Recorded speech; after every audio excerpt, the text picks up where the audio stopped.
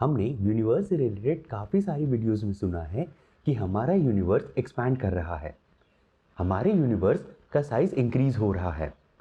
और इस बात का पता हमें हमारी धरती से काफ़ी दूर मौजूद गैलेक्सीज की लाइट को ऑब्जर्व करके चला है। हमारे सन से आ रही लाइट को अगर हम एक स्पेक्ट्रोमीटर के थ्रू ऑब्जर्व करें तो हम देखेंगे कि उस लाइट में काफ़ी सारे कलर्स होते हैं और यही सेम कलर्स किसी डिस्टेंट गैलेक्सी की लाइट में भी दिखते हैं। लेकिन इन डिस्टेंट गैलेक्सीज की लाइट में ये कलर्स रेड की तरफ शिफ्टेड होते हैं और इसी फिनोमिना को हम रेड शिफ्ट कहते हैं। तो आखिर ये रेड शिफ्ट होता क्यों है? तो ऐसा होता है कि जब किसी डिस्टेंट गैलेक्सी की लाइट हमारी तरफ बढ़ रही होती है तो यूनिवर्स के एक्सपेंशन की वजह से लाइट के फोटॉन्स भी एक्सपैंड कर जाते हैं और फोटॉन्स के एक्सपैंड करने की वजह से लाइट की वेवलेंथ इंक्रीज हो जाती है और लाइट की वेवलेंथ के इंक्रीज होने का मतलब है कि लाइट रेड शिफ्ट हो रही है।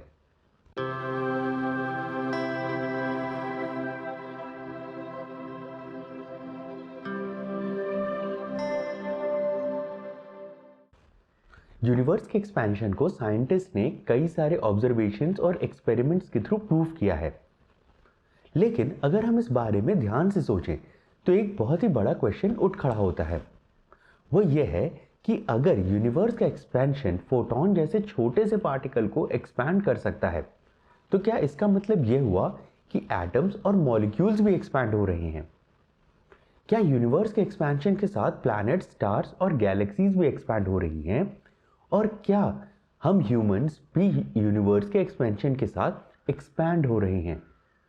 फिजिसिस्ट रेड शिफ्ट को 3 कैटेगरीज में डिवाइड करते हैं: Doppler red shift, gravitational red shift and cosmological red shift. Doppler red shift तब होता है जब दो ऑब्जर्वर्स जो एक दूसरे के रिस्पेक्ट में मूव कर रहे हैं वह एक ही लाइट को ऑब्जर्व करते हैं।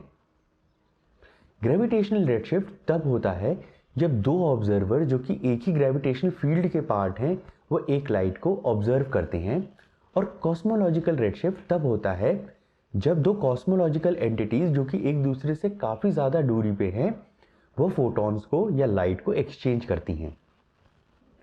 अब सुनने में ये तीनों रेड शिफ्ट बिल्कुल अलग अलग लग रहे हैं, लेकिन रियलिटी में ये तीनों रेड शिफ्ट एक ही हैं, बस इनका फ्रेम ऑफ रेफरेंस अलग है। एग्जाम्पल के लिए कॉस्मोलॉजिकल रेड शिफ्ट को लेते हैं जहां पे दो बहुत ही डिस्टेंट ऑब्जेक्ट्स एक दूसरे के साथ फोटॉन्स या लाइट एक्सचेंज कर रहे हैं।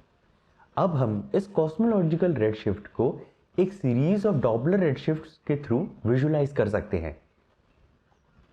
इसी तरह कॉस्मोलॉजिकल रेड शिफ्ट को हम ग्रेविटेशनल रेड शिफ्ट्स की तरह भी विजुलाइज कर सकते हैं। इसीलिए ये तीनों रेड शिफ्ट्स एक ही हैं। लेकिन इन सब में जो सबसे इंपॉर्टेंट चीज है वह यह है कि यूनिवर्स के एक्सपेंशन का मतलब है कि यूनिवर्स में मौजूद स्पेस एक्सपैंड कर रहा है, ना कि यूनिवर्स में मौजूद ऑब्जेक्ट्स। यूनिवर्स के एक्सपेंशन की वजह से कॉस्मोलॉजिकल ऑब्जेक्ट्स एक दूसरे से दूर जा रही हैं। यह कुछ उसी प्रकार से है जैसे कि आप एक ओवन में केक बेक करें और इस केक के सरफेस पे रेजन्स और नट्स रखे हुए हैं। जैसे जैसे केक बेक होता है वैसे वैसे वह एक्सपैंड करता है और ये रेजन्स और नट्स एक दूसरे से दूर जाते हैं, लेकिन इनका खुद का साइज इंक्रीज नहीं होता है। इनफैक्ट होता यह है कि जब डिस्टेंट गैलेक्सीज की लाइट एक दूसरे की तरफ बढ़ती है तो इनके बीच का स्पेस यूनिवर्स के एक्सपेंशन की वजह से बढ़ जाता है और इसीलिए लाइट के फोटॉन्स को ज़्यादा एनर्जी यूज करनी पड़ती है इस स्पेस को कवर करने के लिए और लाइट रेड शिफ्ट हो जाती है। और अगर हम लोकल लेवल पे देखें तो इलेक्ट्रोमैग्नेटिक और ग्रेविटी की फोर्सेस यूनिवर्स के एक्सपेंशन को काउंटर कर देती हैं।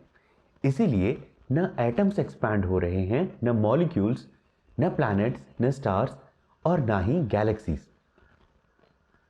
So that's it for today's video. Thanks for watching and stay curious.